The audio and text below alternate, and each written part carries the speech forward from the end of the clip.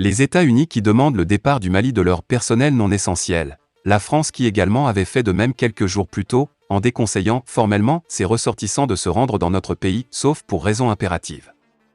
La raison est toute simple, les deux pays mettent en avant le risque d'attaque terroriste, et surtout à Bamako, la capitale. La question à se poser est alors la suivante, les deux pays auraient-ils des informations ayant un rapport avec la sécurité du Mali pour les jours à venir ? Le 29 juillet 2022, le département d'État américain a ordonné le départ des employés non indispensables avec leurs membres de famille de leur ambassade sur le sol malien. Il avance comme raison le risque accru d'attentats terroristes qui sont de plus en plus récurrentes ces derniers temps et surtout dans les zones du centre. Avoir une capacité limitée à fournir une aide d'urgence aux citoyens américains au Mali, c'est ce qu'indique l'ambassade des États-Unis à Bamako. Le pays d'Oncle Sam a précisé que les crimes violents, tels que les enlèvements et les vols à main armée sont courants au Mali. Les crimes violents sont particulièrement préoccupants pendant les vacances locales et les événements saisonniers à Bamako, sa banlieue et les régions du sud du Mali. Les barrages routiers et les points de contrôle aléatoires de la police sont monnaie courante dans tout le pays, surtout la nuit. Une suggestion des services de renseignement ? D'après les renseignements américains, des groupes terroristes et armés continuent de planifier des enlèvements et des attentats au Mali. Le département d'État a d'ailleurs indiqué à ces propos, ils peuvent attaquer avec peu ou pas d'avertissement, ciblant les boîtes de nuit, les hôtels, les restaurants, les lieux de culte, les missions diplomatiques internationales et d'autres lieux fréquentés par les Occidentaux. Il note également que ces attaques peuvent viser les bureaux du gouvernement malien, les infrastructures comme ce fut le cas avec la récente attaque du camp militaire de Kati. Le territoire malien, formellement déconseillé par la France. Mis à part le cas américain, il faut aussi noter que depuis le 27 juillet dernier, la France avait pour sa part classé l'ensemble du territoire malien comme formellement déconseillé qu'elle qualifierait de zone rouge à l'exception de Bamako, la capitale qui elle est qualifiée de zone orange sauf pour raison impérative. Ceci également en raison des événements tragiques que la capitale et ses environs ont connus dans un passé récent. La France a aussi indiqué que les lieux de rassemblement fréquentés par les Occidentaux sont des cibles privilégiées pour des terroristes. L'ambassade de France à Bamako a recommandé à ses ressortissants de disposer d'un minimum de provisions et d'eau à domicile et de modifier leurs habitudes et comportements afin de privilégier la fréquentation de lieux bien sécurisés. Et de ne plus se rendre dans les lieux publics. Attaques intensives autour de Bamako. La période récente a été marquée par une série d'attaques répétées, coordonnées et parfois très proches de la capitale malienne, tel fut le cas de l'attaque contre le camp militaire de Kati à la suite desquelles les autorités maliennes ont instauré un état d'alerte maximum sur l'ensemble du territoire, renforcer les contrôles sur les principaux axes de la capitale et aux abords des bâtiments publics. Rajoutez à cela, des vocaux de terroristes circulant à travers les réseaux sociaux s'adressant aux Maliens en les promettant plus de terreur et d'attaques dans les régions du centre et surtout Bamako. Nous devons nous questionner sur la sécurité dans notre pays, des dernières dispositions prises par les ambassades américaines et françaises et restez vigilants chers lecteurs. Modibo Sidibé, faut-il le rappeler, est l'un des rares hommes politiques maliens qui ont toujours réclamé la refondation du Mali. Il a fait une analyse profonde de la situation du Mali dans son programme politique lors de la campagne présidentielle dernière. Les propositions concrètes qu'il fait pour une sortie de crise au Mali et ses multiples actions en faveur d'un Mali nouveau ont suscité le respect de bon nombre de Maliens à son égard. Aussi, dans ses combats politiques, Modibo Sidibé n'est jamais à l'excès. C'est pourquoi pendant les combats du M5 RFP, beaucoup ont estimé qu'il est l'un des hommes qu'il fallait soit comme président de la transition ou président de la République après la transition. À la chute du président Bandao, les militaires au pouvoir ont confié la primature au M5 RFP qui, à son tour, a choisi le président de son comité stratégique Dr Choguel Kokala Maïga. Et ce dernier, depuis sa nomination, a promis la refondation de la nation malienne. Un combat mené par Modibo Sidibé depuis des années. Cette décision devrait être une fierté pour lui. Le dialogue qu'il a toujours prôné a été également promis par les autorités de la transition. Une autre victoire de Modibo Sidibé. Mais quelques mois après la nomination du Dr Choguel Kokala Maïga, le M5 RFP a été divisé. Certains, au lieu de travailler à la réussite de la transition, ont préféré se lancer dans un combat de personnes. Ainsi, une guerre a été ouverte contre le Premier ministre Choguel Kokala Maïga dont il réclame la tête. Les acteurs de cette rébellion au sein du mouvement hétéroclite sont Madame Sika Diatou, Maître Mohamed Ali Batili, Konimba Sidibé, Cheikh Oumar Sissoko. Ce qui a été surprenant, c'est de voir Modibo Sidibé auprès de ces personnalités. On pouvait comprendre la mésentente entre Madame Sika Diatou et Dr Choguel Kokala Maïga, car l'un acteur du mouvement démocratique et l'autre, un soutien à Moussa Traoré. Quant à Cheikh Oumar Sissoko, il voulait être Premier ministre. Sa mécontente pourrait se comprendre. Konimba Sidibé et Maître Mohamed Ali Bathily, eux, n'ont aucun poids politique.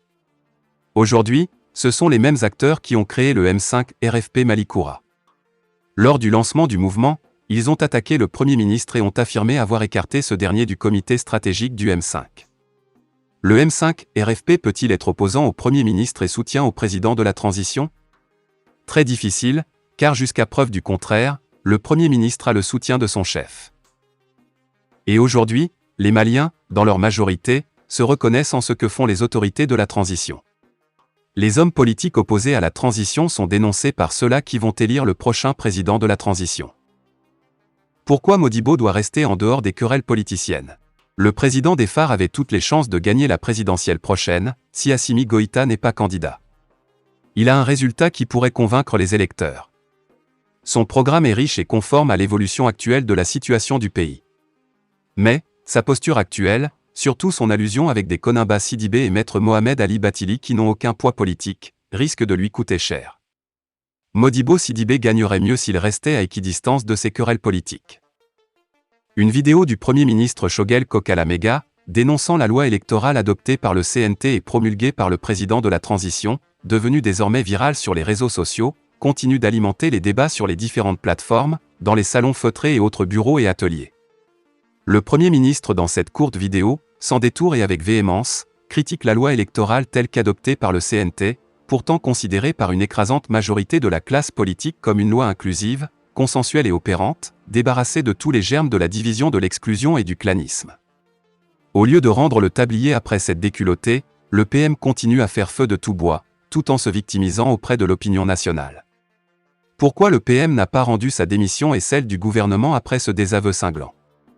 Assimi Goïta, sachant bien que sa tête est réclamée par une frange importante de la classe politique, va-t-il continuer à garder un PM qui ne peut plus rassembler les forces vives de la nation autour des réformes?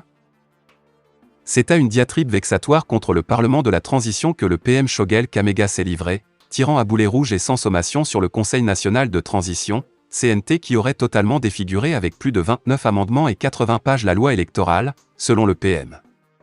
Pour lui, un tel acte entraînerait la démission immédiate du gouvernement, ce qui provoquerait une crise institutionnelle. Il a déploré le fait que l'ORTM, la télévision publique, soit mobilisée pour l'adoption d'un projet de loi et de renchérir que la chaîne nationale n'est généralement mobilisée que pour la déclaration de politique générale du gouvernement, les interpellations, les questions d'actualité et les motions de censure. Pour Choguel Kamega, c'est fait à dessein pour non seulement humilier le gouvernement, mais aussi et surtout le pousser à la sortie. Le PM reconnaît que dans le système démocratique normalement le lendemain d'une telle adoption le gouvernement devrait partir, mais il dit savoir ce qui est recherché, c'est la création d'une crise institutionnelle pour que l'embargo soit poursuivi. Au Premier ministre de conclure que ceux qui ont organisé cette cabale contre le gouvernement pourraient gagner la bataille, mais ne gagneraient jamais la guerre du changement et d'affirmer qu'ils ne démissionneraient pas et que quelles que soient les difficultés et les sentiments d'humiliation il faut résister. En décryptant cette courte vidéo du PM on y tirera 3 leçons. La première est que le PM est dans une impasse totale et pour la énième fois il veut susciter une polémique stérile nous faisant oublier l'essentiel, que sont les réformes en cours, la lutte contre l'insécurité et surtout celle contre la vie chère. Pour détourner l'opinion vers des futilités, le PM, comme à son habitude, crée une crise en mettant dos à dos deux institutions, le gouvernement et le Parlement, pourtant complémentaires.